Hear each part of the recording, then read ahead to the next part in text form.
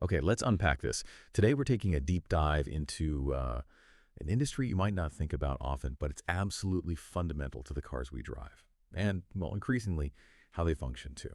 We're talking about the auto body parts market, our mission today, to cut through the noise, reveal the key trends, some surprising challenges, and, yeah, the exciting future of this multi-billion-dollar sector. We're drawing our insights directly from the auto body parts market trends and future opportunities. Report by Kalyani Oroji over at Cognitive Market Research. And what we'll discover is that, it's far more than just sheet metal. It's really about safety, aesthetics, performance, and increasingly some pretty cutting-edge technology shaping the very form of our vehicles.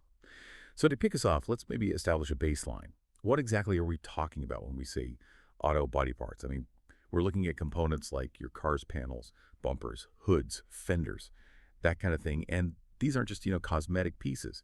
They are absolutely critical to a vehicle's appearance, structural integrity for safety, and even its aerodynamic performance. Yeah, and one striking element here is just how foundational these components are and how their market is being rapidly reshaped by several really powerful forces.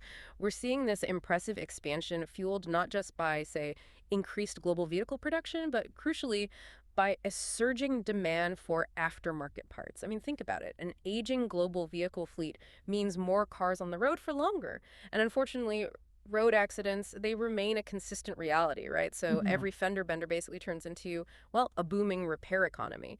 But it's not solely about repair. You've got technological advances like the use of lightweight materials and increasingly automated production methods. These are both improving quality and helping to lower prices, which is key. And significantly, growing environmental concerns are also pushing for the development of more sustainable materials. That itself is becoming a major market booster. Okay, and how big is this market really? Give us the numbers because they sound pretty impressive. So in 2024, the market was estimated to be worth what? Well over $33.5 billion. And get this, it's projected to grow to nearly $46.6 billion by 2032. That's a robust compound annual growth rate, CAGR, of 4.2% over that forecast period. And Cognitive Market Research, they highlight three primary drivers for this demand. You've got the original equipment manufacturers, the OEMs, right? The companies building your car from scratch. Then there are automotive repair and maintenance services, and of course, the aftermarket sector, big players. Right. And the broader implication here is that this market, while, yeah, it's centered on vehicles, it actually extends its influence far beyond just cars. The source notes strong demand in various sectors, defense, healthcare, even telecommunications. However, its core growth is undeniably and heavily influenced by the automotive industry itself. Just consider this intriguing example. SOS Lab, they're a global leader in 3D high-performance LiDAR, and SL Corporation, an automotive lamp manufacturer. They've signed a technology development contract aimed at mass production. Now, LiDAR, for those unfamiliar, that's that laser-based tech crucial for things like autonomous driving. It's basically the car's eyes. Oh, So this partnership isn't just about a smarter headlamp. It really hints at a future where your car's very skin, its body becomes part of its nervous system, constantly sensing, adapting. wow. So the body panels themselves could become sensors. Potentially, yeah. Imagine the implications for safety and even how autonomous vehicles perceive the world around them. It's fascinating stuff. That is fascinating. And one of the most intriguing shifts you mentioned is how this market plays out geographically. What does the regional data tell us about different global priorities and maybe consumer behaviors? Looking at 2023, North America held the largest share, right? Approximately 35%. Yeah. And that's largely driven by a strong established automotive industry, a huge number of vehicles already on the road, and that consistent, almost guaranteed demand for replacement parts due to accidents. Exactly. Then you had Europe with a substantial 30% share in 2023. But, and this is interesting, it's anticipated to surge to 35% by 2024. That represents the highest in ADR among all regions at a remarkable 14%. 14%. That's huge growth. It really is. It's not just growth. It's, like you said, a veritable sprint. And it's largely due to a robust automotive sector that places a high value on quality and innovation. But here's where it gets truly interesting in Europe. The rise of vehicle personalization and customization. Consumers there are specifically fueling the aftermarket business. It's not just niche anymore. It's a fundamental shift in how people view their vehicles, less like appliances, more like canvases for self-expression, pushing aftermarket parts into the realm of fashion almost. And of course, Europe's strong emphasis on sustainability is encouraging lightweight, recyclable parts, adding another powerful layer to its growth. Okay. And then we have Asia Pacific, about 25% of the market. And this region is seeing accelerated growth, especially driven by thriving automotive sectors in economic powerhouses like China, India, Japan. Plus, there's a heightened emphasis on innovation and rapidly expanding industrial bases there, too. Yeah, absolutely, which really begs an important question, doesn't it? What does this regional data collectively tell us about consumer preferences and industry priorities globally? I mean, we can sort of synthesize it, right? North America represents a market driven by stability and that large existing vehicle base. Pretty steady. Europe, on the other hand, is proving to be a real hotbed of innovation and that consumer-driven personalization we talked about. Meanwhile, Asia-Pacific is characterized by just rapid expansion and a relentless focus on industrial growth, integrating cutting-edge technologies very quickly. And beyond geography, who are the titans battling for market share in this competitive landscape? The report highlights some prominent competitors. Bosch, for instance, maintained a dominant market share, roughly 18% in 2023. Right. Denso held 15%, and in Alpha about 12%. Their strategies seem pretty clear. Consistent, significant investment in R&D for product enhancement, that's key. And also the growing trend of mergers, acquisitions, strategic partnerships, basically ways to broaden their portfolios and global reach. Makes sense. Consolidation. Exactly. And it's anticipated that new entrants and increased competition will specifically emerge, particularly in those fast-growing European markets, by 2024. So it's getting even more competitive. And zooming out just a bit, what are some other maybe overarching trends fueling this market? I imagine the growing global vehicle population plays a role, especially in emerging nations where car ownership is really taking off. Oh, absolutely. That is a significant impact. It demands a consistent supply of both original equipment, the OEM parts, and aftermarket parts. And as we mentioned, greater accident rates, unfortunately, they directly drive the need for body repairs. That's just a constant factor. Right. But here's something quite dynamic. That growing trend of vehicle personalization and customization we touched on in Europe, but it's becoming more global. Consumers are increasingly seeking unique body pieces to personalize their rides, which specifically boosts aftermarket sales. It indicates a really fascinating shift in consumer desire, moving beyond just function. So what does this all mean for the future then? I mean, every booming market has its speed bumps, right? What are some of the key challenges this industry is currently navigating?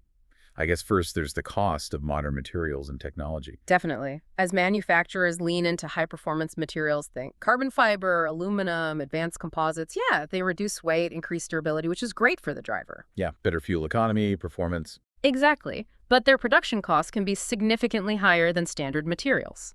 And that directly impacts pricing for everyone. Also, novel technologies like 3D printing and automation, while incredibly beneficial long-term, require considerable upfront investments. It's a capital outlay. Huge. And this creates a challenging competitive imbalance. It can potentially disadvantage smaller enterprises from adopting them, making it harder for them to compete. And a critical insight from this is how these cost considerations often present a real dilemma. How do you balance groundbreaking innovation with affordability for the consumer and also accessibility for those smaller businesses? It's tough. Tricky balance. And another significant challenge lies in regulatory issues. The production, testing, marketing of auto parts, it's all governed by really stringent safety and environmental rules. Right, lots of hoops to jump through. Exactly. These necessitate rigorous testing to ensure compliance, which, again, directly raises production costs and, frankly, increases the time it takes for new products to actually reach the market. Plus, environmental restrictions pushing for cleaner technologies and materials can be quite resource-intensive, especially for smaller businesses maybe working with tighter budgets. But despite these hurdles, you're saying the future looks incredibly bright, packed with exciting advancements. What can we expect to see defining the auto body parts landscape in the coming years? Well, one notable and accelerating trend is definitely the increased use of lightweight materials. Advanced composites, aluminum, they'll become even more prevalent. It's all about improving fuel efficiency, enhancing performance, lowering emissions, especially crucial with the ongoing transition to electric and hybrid vehicles. Weight is everything there. Makes sense. Then there's 3D printing technology. This is poised to really transform production through rapid prototyping and customization. It allows for incredibly complex designs, potentially at lower costs, and with significantly less waste. That's a huge plus. Okay, and what about smart technology? You hinted at this earlier. Yes, we'll see more integration of smart technology. Imagine this. Body sections themselves will start incorporating sensors, connectivity components, all to boost overall performance and safety. Look at Liger example. Exactly. And look at Samvardhana Motherson International Limited, SAMO. They're set to acquire Yachiyo India Manufacturing by March 2024. Now, Yachiyo produces not just sunroofs and gasoline tanks, but also advanced resin products. Oh. This clearly signals investment in diversified, evolving auto components, moving beyond just basic structures. It's about adding function. And in line with global goals, the rise of sustainable practices, firms will increasingly prioritize eco-friendly materials and manufacturing techniques. It's becoming table stakes. And finally, don't forget e-commerce platforms, that their importance will just continue to explode, making aftermarket components far more accessible to consumers directly and driving significant market expansion that way. So stepping back, the broader implication here is that innovation, sustainability, and customer-centric solutions, they aren't just buzzwords for this industry anymore. They are really becoming the core drivers of this dynamic market's evolution. We're seeing a clear shift towards body parts that are not only lighter and stronger, but also smarter and more sustainable. So, okay, bringing all these threads together then, we've seen how the auto body parts market is really undergoing a significant transformation. It's driven by, well, an extending global vehicle population, sure, but also a surging demand for both original equipment and aftermarket components. And consumer preferences are clearly shifting towards more individualized solutions through car customization. And technology like lightweight materials, 3D printing, smart integration, they're revolutionizing not just how these parts are made, but fundamentally what they can do. Yeah, what's truly remarkable here is the agility of this market. I mean, despite those clear challenges around cost and regulations we discussed, the industry's continuous innovation and its emphasis on sustainability really ensure its robust future. It's a dynamic interplay, really, of opportunities and obstacles that demands constant adaptation. It makes it a surprisingly fascinating sector to watch, actually. It really does. And this raises an important question for you listening in. Given this accelerating push for lighter, smarter, and more personalized vehicles, how do you think the very aesthetics and functionality of auto body parts will evolve by, say, 2035? Will they become interactive displays, maybe self-repairing, or perhaps something else entirely that we can't even imagine yet? Lots to think about.